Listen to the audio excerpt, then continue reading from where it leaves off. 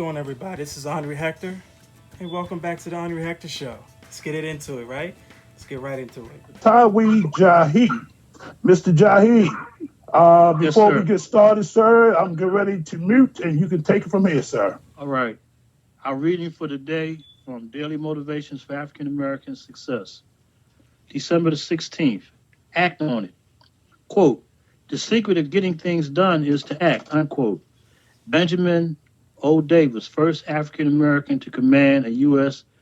Army Air Force base, unquote. A familiar song tells us to whistle a happy tune so no one will know that we're afraid. Unlikely as it may seem, there's a lot of truth to that. Acting the way we would like to feel really does help us feel that way. In a university experiment, psychology researchers asked student volunteers to make 6 different facial expressions. The 6 emotions to be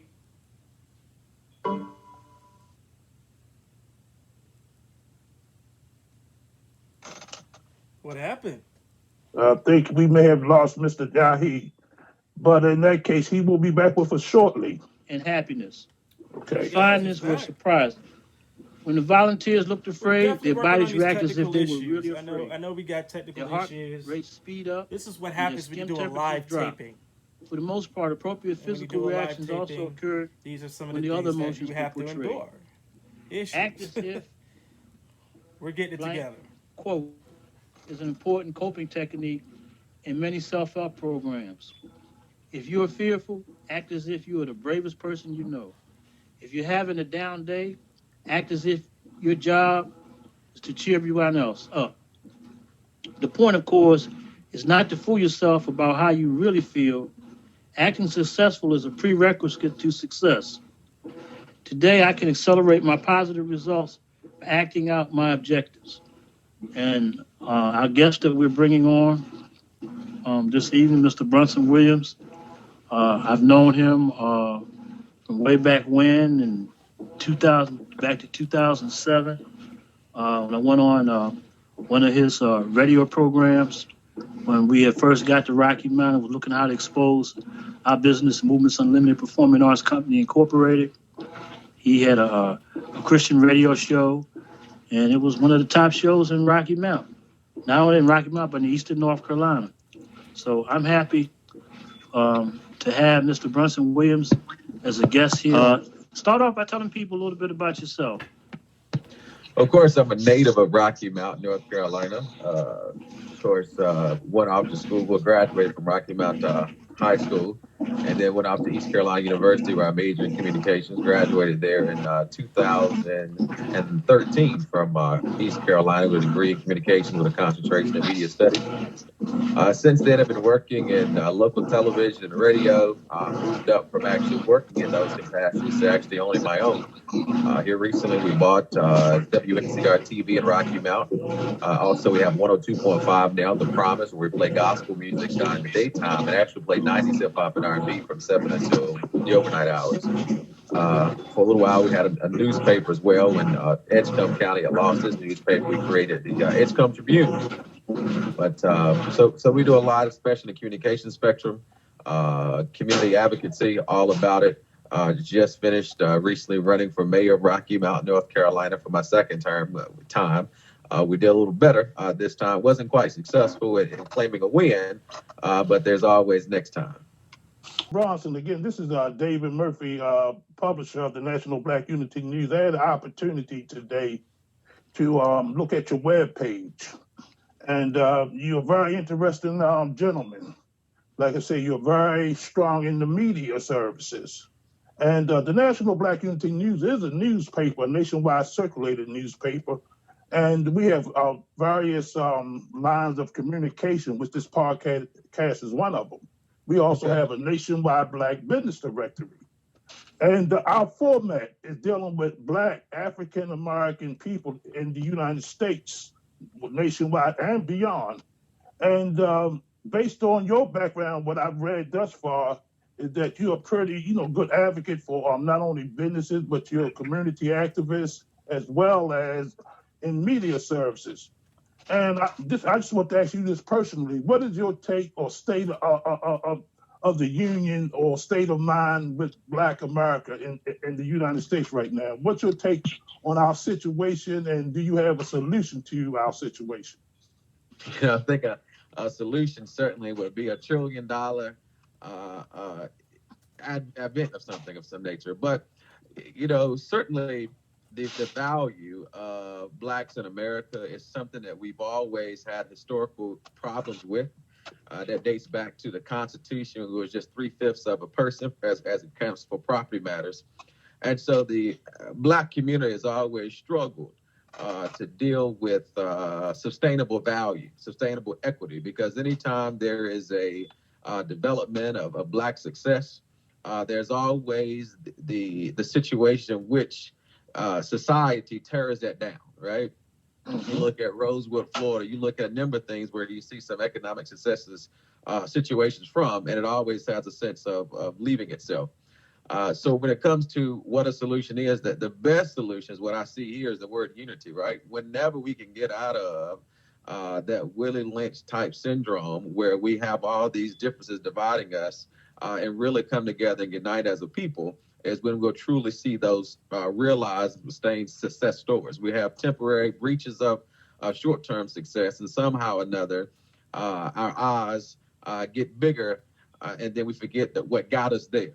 So certainly we need to have that core basis of unity surrounded by building each other up versus tearing each other down, and get away from that crab type mentality that truthfully we all can make it out of the barrel if we all work together. Oh, fantastic. And I don't know, brother Andre Hector, if you unmute yourself, you have some questions for our guests here. You may do so at this time, sir. Okay. Can you hear me okay? You're on, Absolutely. sir. That's good. Hello, Mr. Bronson. It's good to meet you in person. Thank you for your service to Rocky Mountain, and also that's a service to the rest of our country as well. Yes, I was looking at your information on your website, and I was very impressed. I was looking at one of the works that you have done in the community was dealing with the youth council, and I deal with youth on a regular basis. For my church, I belong to the Emmanuel Apostolic Faith Church, where my pastor is Adrian Barnes Sr., and his ministry is focused on youth. And one of the things that I'm trying to get better at is how to learn how to get in contact to better serve the youth using different tools that have been afforded to me to be able to accomplish my goals. I deal with youth ministry, and I see that you dealt with the youth in your town. So I wanted you to go over some of those works that you have done in the community with the youth, especially with the Rocky Mount Police Explorer program you had going on, and working with the community in various works with dealing with accountability. Can you talk about those, please? So in both of those, I was in those organizations as a youth myself. Of course, 33 years old, so I'm millennial. And with the engagement of those things, I've always been civic minded. And I, thought that it would be important that if you want to get from where you are to where you want to go, you have to understand the structure and how things work. So we have issues with inequity in our police department. Well, first we must, use the Rocky Mountain Police Department Explore program to gather what type of training, what type of mindset are these police officers undergoing on a daily basis? How do you build that blue line or blue blood or whatever that thing is called that the police officers use throughout America that will basically, unify them like none other. Oftentimes when some person of their own group seems to be breaking laws and breaking rules at the same time and certainly putting people in danger. But, the thing about millennials in 2019, again, be as big one, is that I understand that the conversation has to be different, right? Correct. That you cannot have the historical conversation and think that, hey, you because grandma raised me this way, that the young people today should use the same type of concept. It doesn't happen because generationally we have missed that same upbringing, right? So what has happened, my parents or what have you say, hey, I want my children to have a better life, so I want them to do less than what I did, growing up. And ultimately, that was a disservice to our generation of today, because we did not have our young people put into sweat equity. We did not have them, sitting at meetings and dragging them to church when we had to go to church, or the sayings you often hear. And so because of that, we have a disconnect between our generations, especially African American or Black community.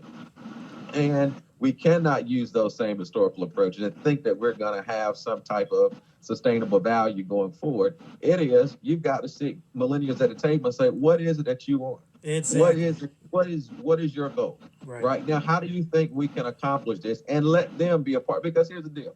Growing up, it was no first, second place, and third place winners. It was, we're all winners, right? That's right. There was no sitting at rectangle tables, right? There was sitting at circular tables, because we're all in a position of power.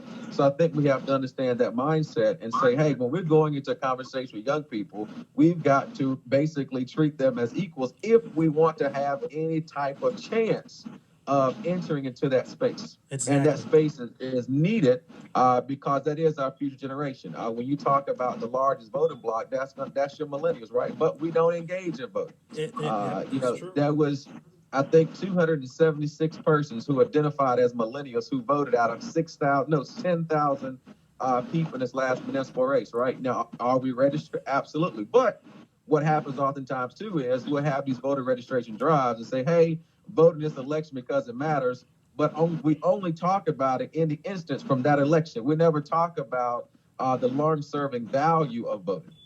We are a people that earned, or rather got laws changed so that we could vote when we didn't have the ability to vote. And now we have the ability to vote, and not holding the value to that most sacred ballot that we have each and every election cycle, that really changes situations. And if voting didn't matter, we know that there wouldn't be so many voter suppression tactics in place. Right now, you look at what they're doing down, I think, is in Georgia. We're looking at purging the records again, because they don't want minorities to come to the table, because we are game changers at the end of the day, right?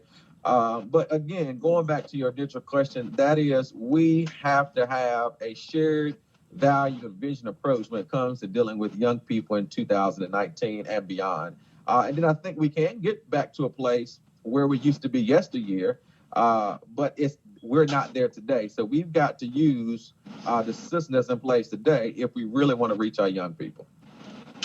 I appreciate that. Thank you so much, because that's I live in Baltimore, and that's one of the issues that we're dealing with. Different methods to get with the young people today. And there are different issues going on across the country.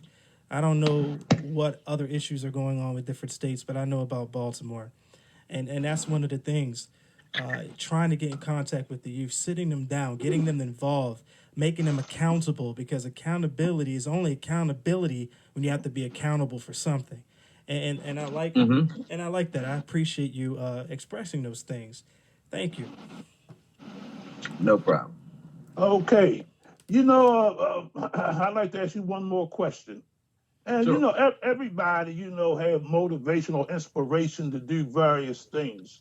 But I'm the type of gentleman who want to know why. Why did you get involved in the media? Why did you get involved in your community? And what drives you? So how do I get involved in the media? I think came about because of the ninth grade. A friend of mine, we had a business called Webmaster Plus, and we were doing computer repair and website design.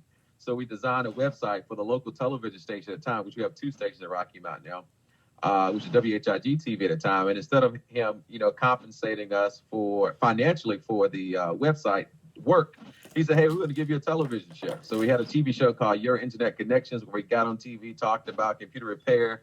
And it actually was a spark for our business and gained us some notoriety within the community. And so that was then when I saw the power of media to certainly get various messages across, and how it could impact community, how it could get people involved. When we had issues with our high utility bills in Rocky Mount, where people were paying $900 utility bills a month, it was media that we got on the radio and started talking about how people were sitting inside the City Hall and have to choose between prescription medication and paying their light bill, or choosing between being evicted or paying their light bill. And these things were too common. There were nearly, I would say, about 100 people inside the utility office that day with looks of desperation on their face because they couldn't afford a utility bill. And I think that it's disingenuous of us as people to identify and know their needs and do nothing about it. Right? I think it is our responsibility to help somebody along the way so that living would not be in vain. So again, I guess my motivation is understanding that when I leave this earth, what will be said about me? What works would I've done to better Rocky Mount, North Carolina, better this world that we live in? Oh man, that's great. Because like I say, usually when people of your caliber come on the broadcast with us, and like I said, I had the opportunity to do just a little research from your website, and I see that you accomplished a lot of things in a short period of time. And first of all, I want to congratulate you on that, because like I say, I know the road that you were traveling. I'm pretty much on it myself, been on it for 40 something years. Okay. And I know when you deal with media, media is a powerful tool if you use it correctly. You can use it for good or bad, but at the same time, it's a great tool to use to reach masses of people. And right. And again, I appreciate you for that, because in this country, we own less than 1% of the media. And Absolutely. So even though we saying and we shouting out from the mountaintop, but we have a small voice when it comes to the larger community. Mm-hmm. And that's why I appreciate what you're doing, because we need to network, hold each other's hands, support one another. And because, like I say, with this less than 1%, because you have avenues and roles that I may not have, and I may have roles that you may not have. And and the best way we can serve our constituencies or our clients is to give them more bang for their buck. And so we're going to extend our services to you, sir. And I appreciate Brother Satawi for bringing you on. And speaking of Rocky Mountain, I had the great opportunity, thanks to Brother Satawi. I met a gentleman by the name of, I believe his name was, he's an attorney, Williams, you might know him.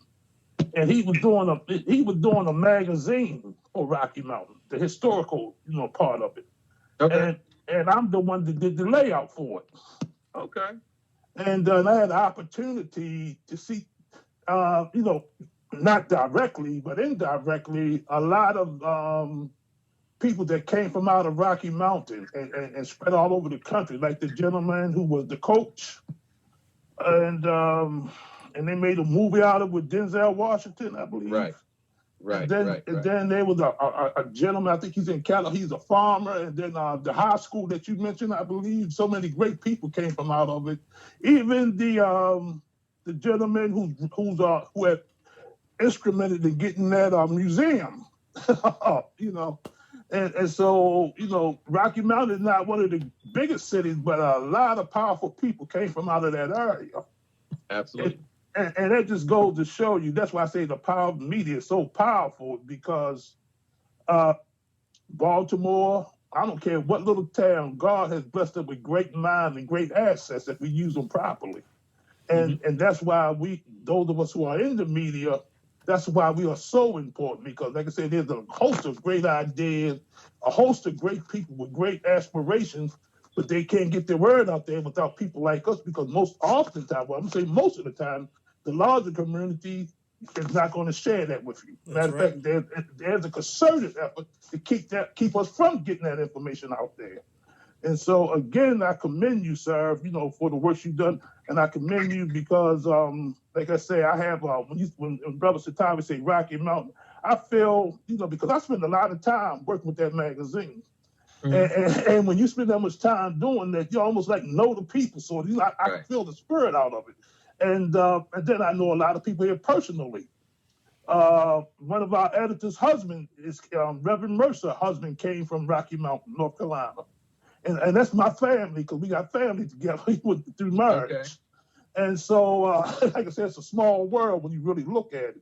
And then my people is from North Carolina as well, but a little place called Whiteville.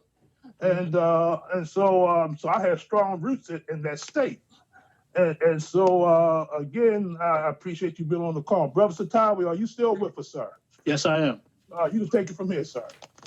All right.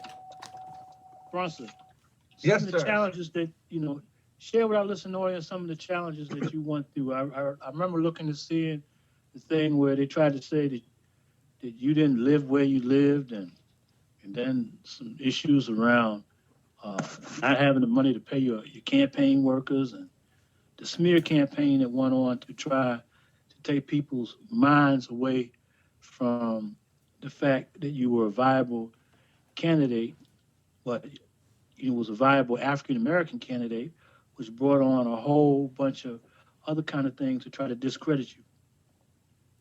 Oh, absolutely. And before I go there, I want to speak back to what last time was talking about Black media.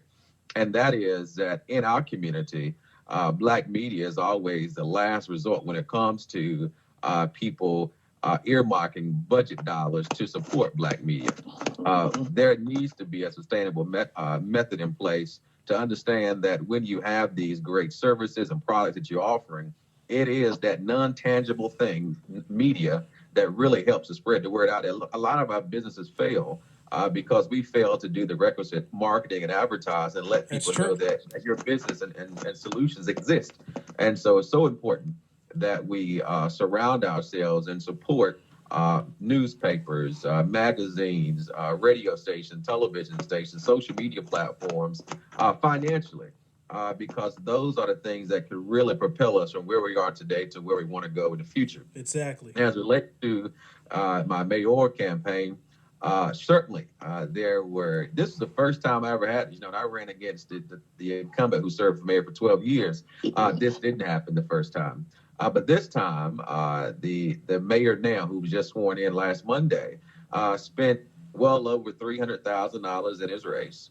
I spent just shy of $10,000 in my race. And yes, he did go to what I said is my residence on Hargrove Street in Rocky Mount, North Carolina. Said who lives here and this, that, and the third. Then he puts out that I had bounced checks, which then made me go to my bank to give a document showing that I had no checks to bounce from my campaign, period. And so any little thing that they could come up with, they would try to say that, then wanted to tie, that I am a Andre Knight, which is a council person who's a long-serving council person, they're a flunky, or I'm going to listen to whatever they say. And just as if it is taboo or bad to be supported by or support another man or woman of color at the end of the day. But again, this goes back to that Willie Lynch type thinking that if we can get them separate, saying Black people not supposed to work together, that was the most foolish thing ever. But what I will say is that even after all of those things that they thrown out, and it did cause some Black people not to vote for me because they believe in anything that Mr. Jones will say before they believe what their brother will say. Is that we still had nearly 4,000 people who came out and voted for me. The first time I ran for mayor, I had 1,818 votes. The second time, we had 3,900 some odd votes. So even after all of that, people still said, hey, we know what Bronson's work is. We know what Bronson is about. Unfortunately, we did not get enough of us to come out. When you look at Nash County eligible voters, of the eligible white voters, 62% of the eligible white voters came out. When you look at eligible Black voters in Nash County, thank you, Dante. That's right. We need to support our youth. But at the end of the day, I understand, because we live in America where we went to the polling place every single time, and it seems as though our interests always are the lowest part of the equation. So we say, why not get out here and vote again? Because we don't see anything going to come about it. Then, of course, we have what you call a weak mayor system, which our mayor is ceremonial by nature. And so we've never had, we've never had a Black mayor in Rocky Mount. Rocky Mount's been in existence for 150 plus years. The city is nearly 70% Black, but yet we do not come out to the voting poll. And so then we say, well, why do our communities look like this? Well, oftentimes it's because people are serving in those elective capacities who don't understand your struggle, who don't understand what your neighborhood looks like, who understand that when the police is riding behind you, start looking to be sure that you're doing everything right, so that you don't get stopped. But don't understand that we go to school systems in which our children are constantly suspended from school, simply because ultimately I believe they don't want them to have a sound education. So, and certainly I believe it's true with the school to prison pipeline. When you start looking at how you're going to build jails based on third grade test scores, why not build more tutoring and mentoring opportunities based on third grade Exactly. test They're scores? already Because they gambling know on that the at the end of the situation. day, absolutely. So Absolutely. all of this is orchestrated and designed to basically, if we can't put you on plantations, we'll put you we'll incarcerate you basically, so that you still would not be successful in life. Because if you look at the African American man and woman historically, we are some of the greatest inventors of all times. That's right. And that oftentimes is derived because we had to make something out of nothing. When you gave us the worst piece of anything, we're going to make it work at the end of the day. And inventions, right, in Edgecombe County and Nash County, all across this country. So when it comes to being able to survive, we'll do it. We'll make it happen. But when it comes to appreciating ourselves and valuing ourselves, that's a hard thing that we have a struggle with, because everything black society would make you think that is black bad That's right. at the That's end of right. the day. And so we've got to change that from our children. We've got to change that from people who are living today. And it's okay to have a situation in which we promote black values and black value. Historically, you had those songs that talked about "See It Loud, I'm Black and I'm Proud." Now we're having songs talking about how many baby mamas we can have or how we can do this. And music is a cultural driver. And I think that as a black community, we need to be more conscious about the music that we allow our children to listen to, because ultimately we're not owning those distribution companies. We're not owning those record labels. We might get some type of profit sharing deal, but it's not ours. Right. And so if we've got a people who will say, hey, we'll let you put out this type of music, but no longer will let you put out positive music, and change the whole mindset of Exactly. people, obviously we know what people want people to have in society. And that is a society where we are more consumers than manufacturers, a society in which we always go into banks trying to get loans, which we can't get. And we've got to certainly get into the manufacturing business. There's no ifs, ands, or buts about that. It's funny that you said that, because I think not this past week, but the week before, we were dealing with relationship goals. And one of the things that I've said that, when we look at pop culture, we look at the media, we look at what's going on social media, what they're talking about on the radio, what we see on TV, it's an image that they're trying to display, and we get the wrong image. We get the wrong message. And that the message has to be important. It has to be something tangible that we can use. And I like that.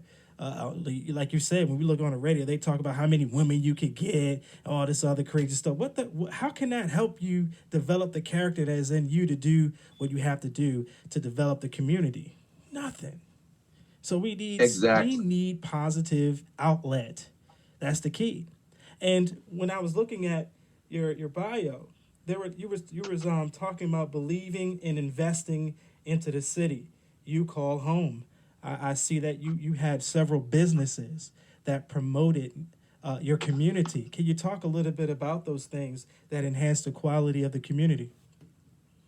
Sure. One thing that we deal with every day is our daycare center. It's called Promised Land Child Care Center. We understood there was a need by us being a manufacturing community, that there were parents who were working third and second shift jobs and could not find quality and affordable child care. And so we created an avenue where parents could have the flexibility not to be denied a job because they couldn't find someone to watch their children at the end of the day. And that goes back to sometimes we have single family homes, or they're perhaps both parents are in the homes, but they're both working that same shift.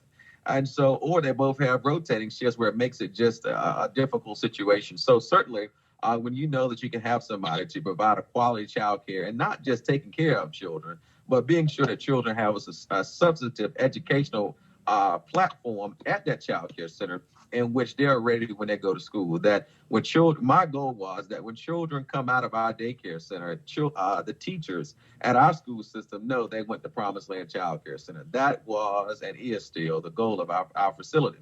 And the most important things we keep talking about oftentimes was the focus of my life, and that's been communications, understanding that we needed an outlet in Rocky Mount, North Carolina, where we can get information out, where it was not subjected to any type of censorship, where we have absolute rights, as any other media outlet, to get the information and give it and make it available to residents of our community and in our broadcast area in general. So those things are important. And when you have information and you do something with it, that's when information becomes powerful, because just having it and sitting on it amounts to nothing. But certainly we encourage people to be engaged in information, getting to be engaged in the process, and then utilize that to make some sense and better their lives. Very good. Thank you thank you very much. Okay, I just want to speak on what you said, Mr. Hector, about media, and about the larger community, for how they project us as a people. Sure. This is why it's so important to have and owning and operating our own media service, because this is what you call propaganda 101. Absolutely. They purposely put that image out there because they want to keep you at a certain stage or a certain level. And they also want their people to know that, that we don't amount to anything. Therefore, like I say, when you start getting them subliminal messages from all of these different areas, from the music, from movies, TV shows, and even in books and stuff like that, because they don't tell our true history even in school. And so when you put that combination of all that together, people are forming all types of opinions about us. Therefore, they also fear us. That's why they want to be near us sometimes. They fear us because what's been projected through the media. And that's why it's extremely important that we narrate and tell our own story, because the truth will set us free. And so, I just want to throw that in there. I agree. But at the same time, I think that we also must be mindful that we don't buy into those stereotypes, right? Mm-hmm. That because media has presented us a certain way does not mean that we're supposed to act that way as well. Exactly. That we're supposed to do better. In fact, when it was 4 people in our mayor's race, and one of the opponents in there was another African American brother, and he was talking about how divisive the race was going to be because it was me and Sandy, who's a white man. And so, I made it my point not to make the race so divisive when it came to me, because I was determined that I was not going to prove Kevin right, and that the race had to be so divisive because of something I did. So the divisive that came out of the mayor race came from Sandy Robertson, who is now the mayor of Rocky Mountain. But and we should not support those movies and television shows that depict African Americans or Black folks in derogatory ways. Yes. Why do we always have to be the drug dealer in the movies? Why do we always have to be the criminal in the movie, and etc.? But as long as we flip that television, keep on watching, and those Nielsen ratings come out, and we say, "Yeah, I'm watching this TV show. Well, I'm doing this." We're supporting those type of things. Those advertisers will continue to fund those particular shows. But at the same time, as Black media, we've got to go to these national companies and say, "Listen, we need you to earmark dollars to these communities." Because at the end of the day, your money that we're pouring into your business is not coming back to better our communities. Banks in our communities have a federal mandate to make certain community investments. And the question is, are we checking banks in our community to ensure that they're putting the money back into our community? We had a bank, Fidelity Bank, North Carolina, who was basically found guilty of not lending to Black folks, and had to pay, I think, $1 million in fines over 2 or 3 years. I had an issue with that, because I said that what's going to happen is that this bank is going to give loans to Black folks and give them maybe a slightly higher interest rate, but not so much, but based on credit situations, and then be able to get the money back from the Black community had invested $1 million in. Again, who paid for the $1 million in that? We did. So it was not even a benefit, because of the things in which we're like, we have to be smarter about the things that we do. And the first step to smartness is saying, you know what, I'm going to unify my brother and sister. Right. That is the very first step, I believe, in doing that. And that we cannot be scared about doing that.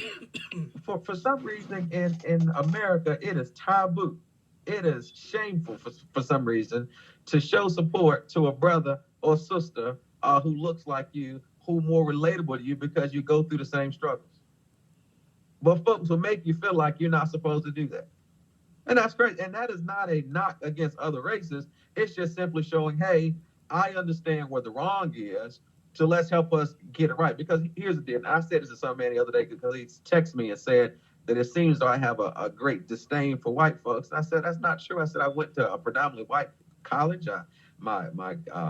The grade school, I had white folks in my class. Majority of them was white. I said, the reality is when I got back a test paper, and I made a 90 on a test score, I didn't worry about the 90% I got right. I worry about the 10% I got wrong. And so we've got to focus on where the issues are in our community and help bring that 90 to 100 at the end of the day. Okay, brother, let me do this before, because we went past the half-hour point, and Okay. we're gonna share a little information about who we are and what we do. First, I want to thank you, brother, because just listening to you, what I consider in our neighborhood, you're very knowledgeable about what you speak.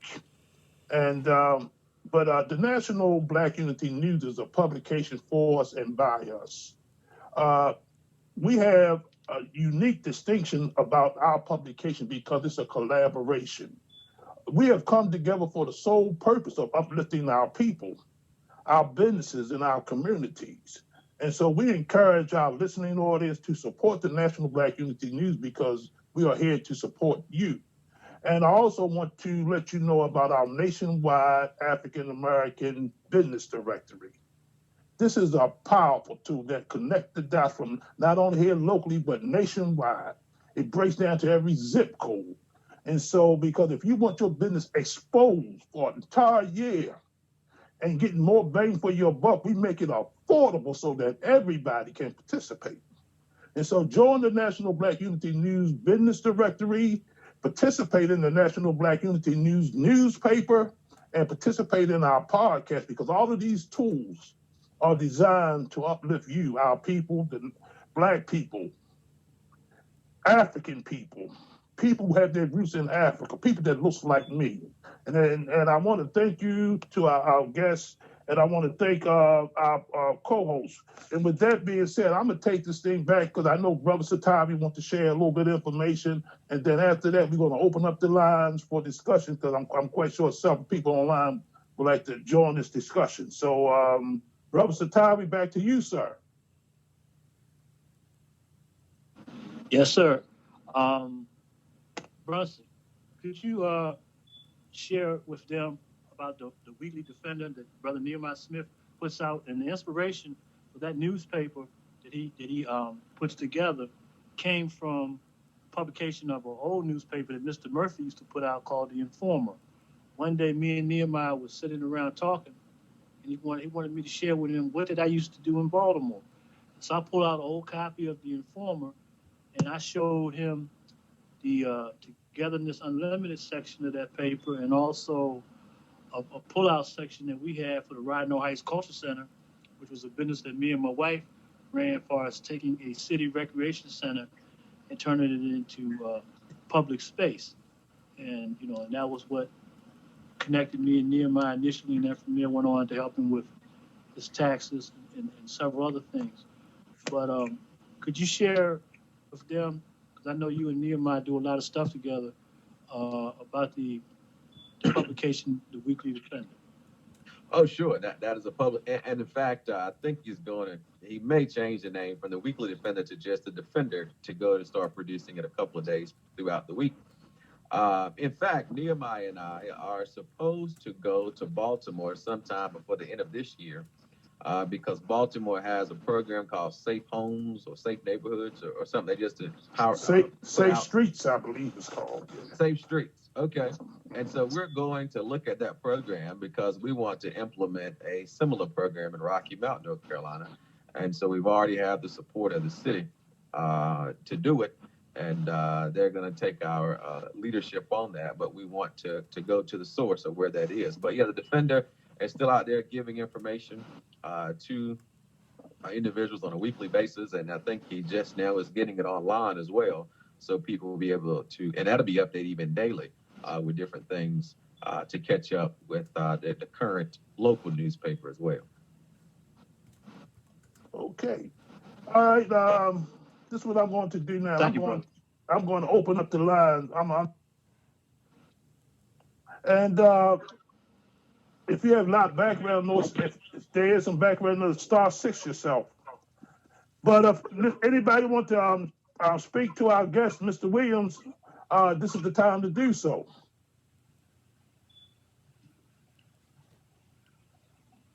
Okay. Will you get hello, in? Mr. Murphy. This is Sharia just saying hello. Yes, how you doing, Sharia? How you doing? Good. And I'm glad to see that you're online with us. And Sharia is the author of several books, and she promotes the publication. I appreciate you for your services online, for keep continuously sharing information with us about your books and how you're interacting with the publication. And she will be in our upcoming issue as well. And thanks again, Sharia. No problem. Thank you for having me. All right. Anybody else want to chime in or share some information? Hello, this is Walter Eugene Dempsey Murphy. Mr. Williams, how you doing, sir? Doing well. I'm glad somebody's doing as well as me, if not better. That's a good thing, and I really mean that as a very good thing. Listen, sir, I am the managing director for the National Black Unity News, and what I am about to ask of you is something that you're already doing.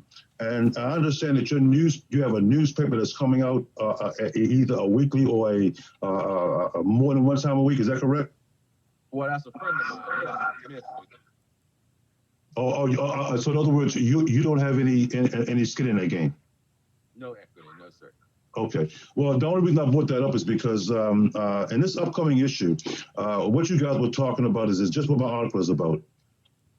Definitely, without a doubt, we needed to make sure that people know that Black businesses exist. And right now, our National Black Unity News Directory is designed to do just that. For the record, for anybody who has not heard this before, the National Black Unity News Directory is designed to do one thing and one thing only, and that is just to have every Black-owned business to be listed in that publication. It'll be online, and everyone will have a page and all this other stuff. But what's more important is that without that push, without that, we will still be sucking wind, because what our biggest problem is they don't know that we exist. Mm-hmm. The average business can go on business. They have the best products. They have everything. They do everything right. But when it comes down to being truly successful, we have the tendency to not support each other. And so this is one of the things that we're really pushing. So in reference to the National Black Unity News and the directory, I want your honest opinion on what you think or what you feel that directory might or should do in reference to what you do. Certainly you need that space as to what you're doing to have a directive information so that people, when they're looking for things, as we go to Amazon.com or eBay or wherever it is, we are now creating an e-commerce opportunity for Black-owned businesses. And so I think that for some, it should be a preference that we will support someone who is Black, simply because we know some of the struggles and challenges that we go through in expanding a business. And so that would be most helpful. Oftentimes, you may even find that by using a directory as such, you may find out that you were overpaying for something that someone within the Black business directory may have found a solution that you've been using for years at a more economical price. So it's always good to have another method, and should be maybe the first method you go to when looking for some products and services in which people are using on a daily basis or weekly basis. I appreciate that, sir. And I thank you for that answer, because one of the things I'm doing a lot of polling, but also I'm finding that in our community, one of our biggest problems is fear. And when I say that, we fear a little bit of everything, even, and the way our media is set up is designed to instill fear at us still. And so one of the things that I love about what David and Bill has done is to put a publication together that is not or will never be owned by anybody but us. and it's only going to serve us. So I just want to throw that out there so that you'll know that we're serious about what we're doing, and we appreciate what you're doing. Thank you, sir. Thank you. Back to you, David or Bill. Okay. All right, thank you, sir. And Mr. Williams, Yes, based on your conversation about us, we supporting one another, and not only supporting one another, but understanding one another. And see, media can do that, and you even went to another step. You ran for office. That way you can be a decision maker. That help can put changes back in our community, not just for Black folks, but all folks. See, we don't in the National Black Unity News, we don't put down any group or race of people. We just try to uplift our own, and so because every other ethnic groups support one another. They will crisscross each. I don't care if it's an Asian would crisscross a Jewish, a white, or Black business just to get to his own.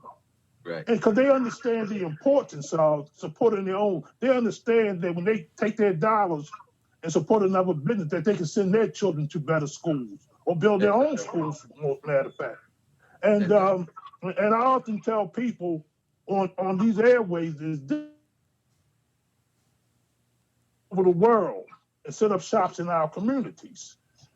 Even for that they try to portray us as the least of us. They call them slums, ghetto, but yet they come from all over and set up a shop right there and make a fortune. And so so we do have money to spend. We are consumer based, but it's about time that we as the people start recognizing our own strengths.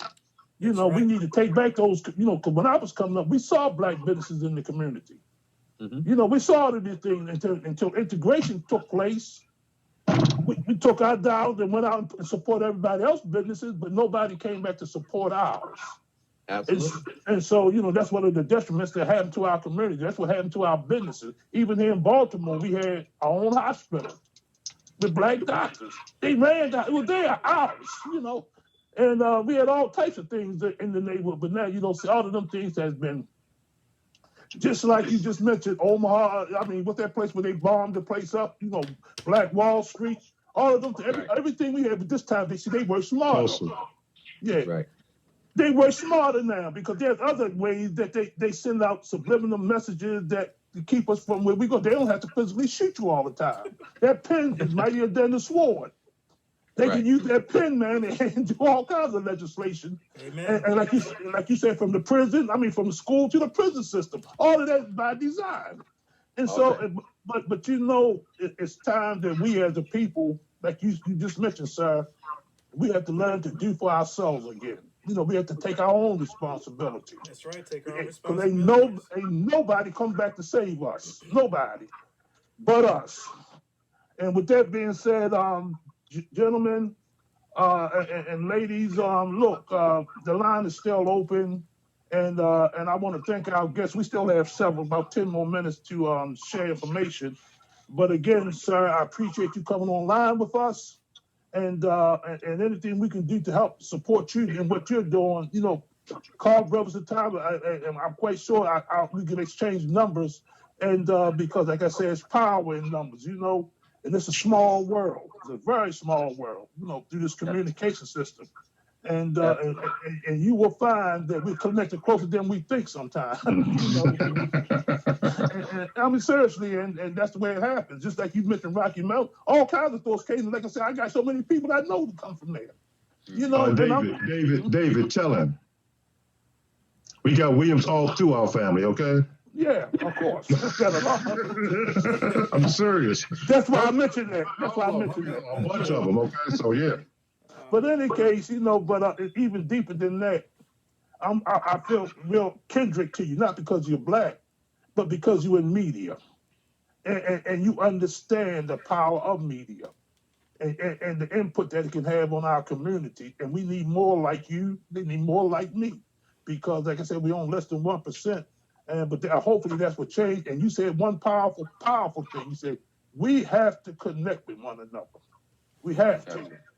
And anybody else want to share? Because like I said, we got about, before we give out information, about it, anybody else wants to share with our guests? Just wanted to make a quote, and Yes, this sir. is something that I said a few weeks ago, and I'm going to quote it from the Bible. The Bible says, "As iron sharpens iron, so does a friend sharpen a friend." We have to sharpen each other. If you got something that you can sharpen me with, sharpen me. If I got something I can sharpen you with, let's sharpen each other, because that's where it's going to start at. It's going to start with us. That's right. Absolutely. That's it. So let's get together and sharpen one another so we can be the best tools of success. And it all starts with us.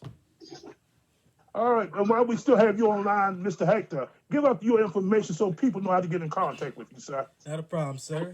This is Henri Hector. You can reach me on my website. That's henrihector.com. That's spelled ONRIHECTOR. You can get all my information there, and upcoming events, and phone number, email address. You can reach me right there. I'm on Facebook, Instagram, YouTube. You can check it out. Again, it's henrihector.com. Thank you. All right, Brother Satawi, Yes, you want to sir. share your information? Phone number 252-458-3712. Website www.movements, MOVEMENTS, unlimited, UNLIMITED.net. And again, this is David Murphy, 443-455-2373. And the websites are www.tnbun.com. That stands for the National Black Unity News, tnbun.com. And our directory is www.tnbundirectory.com. And go on both of those websites. You'll find a wealth of information that can enhance our quality of life. And we're here, like I say, help me to help you so that we can help ourselves. But last but not least, our guests, and I appreciate you coming online with us, sir. Would you like to share some information how people can contact you, sir? Of course, my website is bronsonwilliams.com. We'll be updating that website and make it less for campaigning for mayor and more some additional information moving forward. But that's me, BRONSONWILLIAMS.com. Okay. Anybody else want to share the information before we go off the air? Okay. With that being said, in closing, as always. Mr. Murphy? Yes. I'll raise my hand, but that's okay, David. We need to close. No, we got time. We got several minutes. Let's Sharia. Let's Sharia. She wants to say something. Sharia. Right. My website is https://uniquelyblessed1.com. Amen. Now, see how precise she was? Everybody else, www. _. Yeah, she was. Okay, Mr. Murphy, what you want to share something?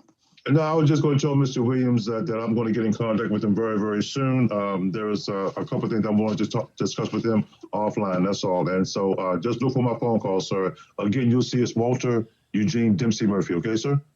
And besides, y'all not too far apart from each other either, are you? Well, I'm in Petersburg, Virginia. Okay. And when you go to Baltimore, you're going to go right by my house. I do. I go to Baltimore quite often. And the other piece is that a cousin of mine, which is Charles Buck Williams, he is there in the Baltimore, Maryland area, former NBA player for the Trailblazers. Oh, okay. So he's a black business owner. He does construction, all types of stuff over there. Okay. Yeah, we need to catch up with him too, because again, gentlemen, before we get off, the National Black Unity News Directory, we need every, not just some, but every black business owner's information in that directory. Go ahead, David, it's yours. Okay, in closing, I want to thank each and everybody who participated in this podcast. And again, this is a pre-recorded because after we put the bells and whistles on this thing, it's going to be more like a TV show with heading, commercials, and everything else that we do. So it will be available tomorrow. And you can get the information from me at, again, David Murphy at 443-455-2373. And it will be posted on our Facebook page, the National Black Business, the National Black Unity News Facebook page. And so look forward tomorrow and spread the word because, like I say, information is power. Like my brother said, if you use it properly, if we use it that is constructively. And so with that being said, we have a lot of power, ladies and gentlemen. And the basic thing is unifying ourselves, supporting one another. Because when you do that, we are building better communities. We are setting up for our future generations to have a better day than we had. We have a lot of power, ladies and gentlemen. They say the money that we spend in this country equates to the ninth largest country in the world. The only problem is that we don't support one another. Other ethnic groups support themselves high 13 times, 17 times, some say. But we're the only people in this country that as soon as we get a dollar, it goes right back out of our hand. That has to stop. We have tools in place that can change that narrative. So we again encourage you to support the National Black Unity News because it's here to support you. Help us to help you so that we can help ourselves. Thank you everybody for tuning in. David Murphy, Satali Jahi, and the runner-up for the mayor, Mr. William Bronson Williams. We just thank you. This is Andre Hector. You guys have a blessed night.